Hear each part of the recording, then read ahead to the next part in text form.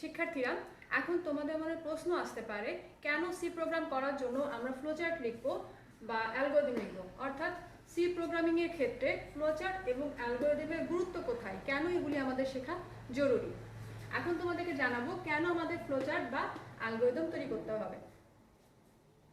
C programming করার সময় বা যে কোনো প্রোগ্রামিং এর ক্ষেত্রে যেটা খুবই গুরুত্বপূর্ণ বিষয় সেটা হচ্ছে ধাপে ধাপে সমস্যাটার সমাধান করা।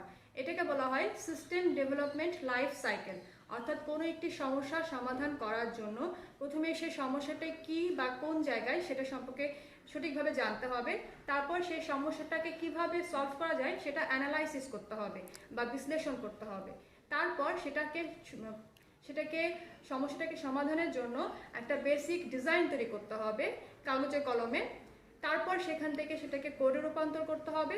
কোডিং করার পর সেটাকে আমরা টেস্ট করব যে সেটা ঠিক আছে কিনা, যদি ঠিক না থাকে তাহলে সেটাকে ঠিক করতে হবে, আর যদি ঠিক থাকে তাহলে সেটাকে আমাদের এক্সিকিউশন করতে হবে।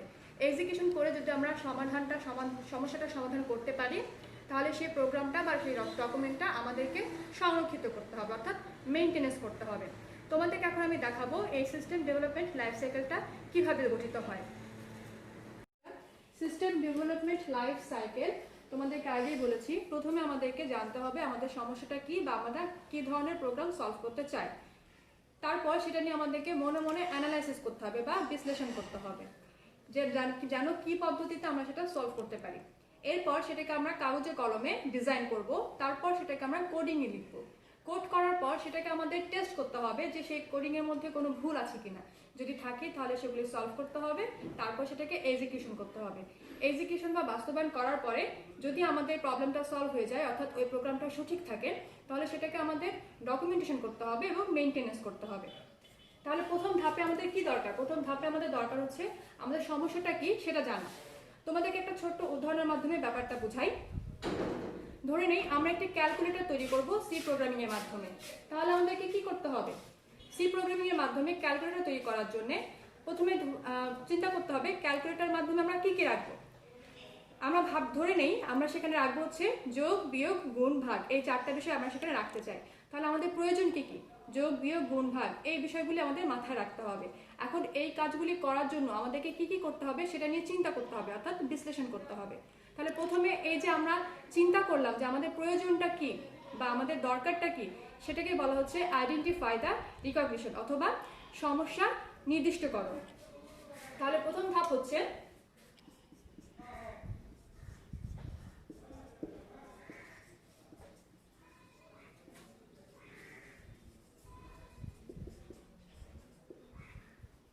identify the recognition অথবা identify the problem,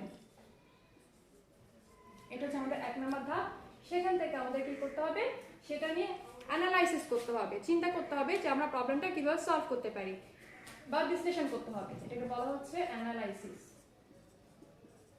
কিভাবে আমরা এই প্রবলেমটা সলভ করব, অর্থাৎ যোগ, বিয়োগ, গুণ, ভাগ এই কাজগুলি একটা ক্যালকুলেটরের মাধ্যমে করার জন্য কিভাবে কোডগুলি লিখবো, ডাটাগুলিকে কিভাবে সাজাবো, এই কাজগুলো নিয়ে যখন আমরা চিন্তা করব, অ্যানালাইসিস করব, সেই সব কিছু থাকবে আমাদের এর মধ্যে। এরপর আমাদের কি করতে হবে কাগজে কলমে ক্যালকুলেটর ডিজাইন করার জন্য একটা কাগজে কলমে ডিজাইন করতে হবে। এজন্য এটাকে বলা হচ্ছে পরের ধাপে ডিজাইন। এর পরের ধাপে থাকবে কোডিং করা, অর্থাৎ সি প্রোগ্রামিং এর কোডিং এর মাধ্যমে আমরা সেটাকে কোড লিখব।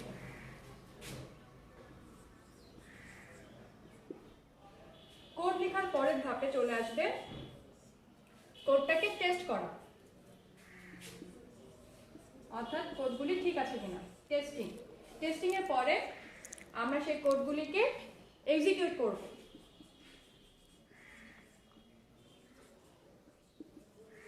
এক্সিকিউশন ধাপ। এক্সিকিউশনের পরে যদি আমাদের প্রবলেমটা সলভ হয়ে থাকে, আমাদের সমস্ত কাজ শেষ হয়ে থাকে, তাহলে আমরা কি করব এটাকে মেইনটেনেন্স করব, ডকুমেন্টেশন করব বা রক্ষণাবেক্ষণ করব।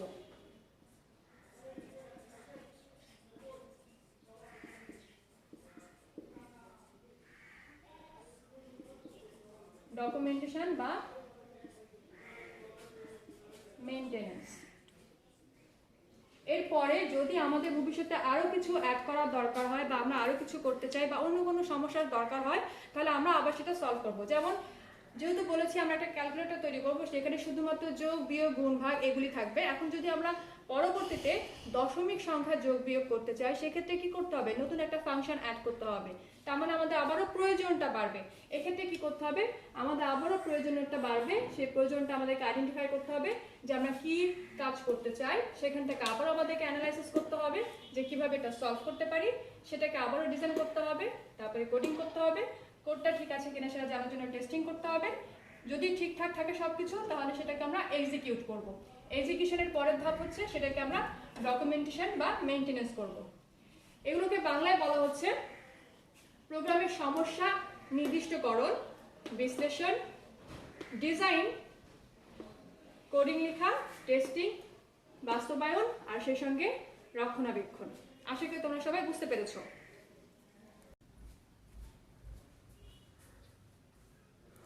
প্রথমে আইডেন্টিফাই দ্য রিকগনিশন অথবা প্রবলেম, তারপর অ্যানালাইসিস, এরপর সেখান থেকে থাকবে ডিজাইন, ডিজাইন থেকে কোডিং, কোডিং থেকে টেস্টিং, টেস্টিং থেকে এক্সিকিউশন, এক্সিকিউশন থেকে ডকুমেন্টেশন অ্যান্ড মেনটেনেন্স। এই হচ্ছে সম্পূর্ণ সাইকেলটি, যার মাধ্যমে আমরা যে কোনো সমস্যার সমাধান করব বা প্রোগ্রামিংয়ের ক্ষেত্রে যে কোনো সমস্যার সমাধান করার জন্য আমাদেরকে এই রুলসটি ফলো করতে হবে, ধাপে ধাপে কিভাবে আমরা কাজ করব। শিক্ষার্থীরা, এই যে সাইকেলটি, এর মধ্যেই আমাদেরকে কোডিং এর জায়গাটুকু শুধুমাত্র সি প্রোগ্রামটার কোড লিখতে হবে। অর্থাৎ এই জায়গাতে আমরা লিখবো হচ্ছে সি প্রোগ্রামের কোডগুলি।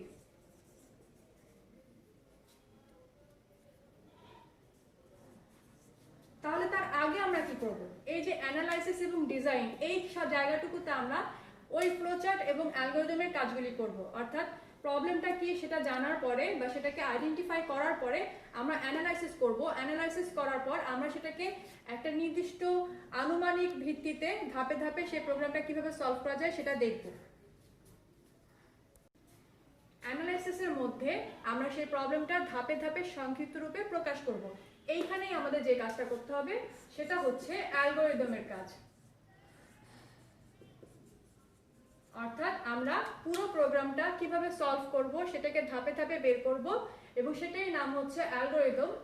আর এই অ্যালগরিদমের কাজটুকু করার পরে আমরা কি করব, সেটাকে আরো সংক্ষিপ্ত রূপে আমরা ফ্লোচার্টের মাধ্যমে সহজে উপস্থাপন করব, যেন আমরা বুঝতে পারি যে সমস্যাটির সমাধান ধাপে ধাপে আসলে কিভাবে হচ্ছে। এই জন্য অ্যালগরিদমের পর আমাদের কি করতে হবে, ফ্লোচার্ট তৈরি করতে হবে। এবং ফ্লোচার্ট যেহেতু সিম্বল বা চিত্রের মাধ্যমে তৈরি হয়, এজন্য তা ডিজাইনের অংশের মধ্যে পড়বে। আশা করি তোমরা বুঝতে পেরেছো কেন আমাদেরকে অ্যালগরিদম ফ্লোচার্ট শিখতে হবে সি প্রোগ্রাম করার জন্য। অর্থাৎ সমস্ত সমস্যাটার সমাধান করার জন্য ধাপে ধাপে যখন আমরা কাজ করব, তখন সেই ধাপ অনুযায়ী প্রথমে আমাদেরকে সেটা অ্যালগরিদম তৈরি করতে হবে, তারপর সেটা আমাদের ফ্লোচার্ট তৈরি করতে হবে। পরবর্তীতে আমরা সেই ফ্লোচার্ট দেখে এবং অ্যালগরিদম দেখে আমরা সি প্রোগ্রামের কোডগুলি লিখব। কোডগুলি লেখা হয়ে গেলে সেই কোডগুলিকে আমরা টেস্ট করব এবং ডিবাগিং করব। যদি কোনো ভুল থাকে সেই ভুলগুলি আমরা প্রবলেমগুলি সলভ করব। তারপরে সেটাকে আমরা এক্সিকিউট করব। এক্সিকিউশন ধাপে যাবার পর সমস্ত সমস্যাটি সমাধান হয়ে যাবার পরে সেটাকে আমরা ফাইল করব, ডকুমেন্টেশন করব আর সেটাকে রক্ষণাবেক্ষণ করব, মেইনটেনেন্স করব, যেন ভবিষ্যতে আমরা সেই প্রবলেম যে সলভ হয়ে গেল সেই প্রোগ্রামটা দিয়ে আমরা ভবিষ্যতে কাজে লাগাতে পারি। আশা করি তোমরা সবাই বুঝতে পেরেছো। আশা করি তোমরা সবাই ভালো থাকবে, সুস্থ থাকবে। আজকে এ পর্যন্তই।